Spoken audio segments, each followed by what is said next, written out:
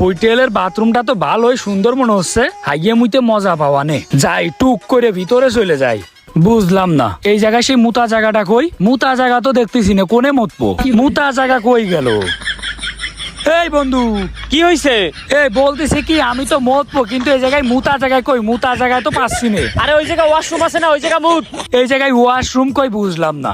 এই জায়গায় একটা কুয়োর মতো কি যেন। শালার এত সুন্দর হোটেলে আসলাম, একটা মুতা জায়গা নেই ভালো। এই মতবো কোনে, হাঁকবো কোনে?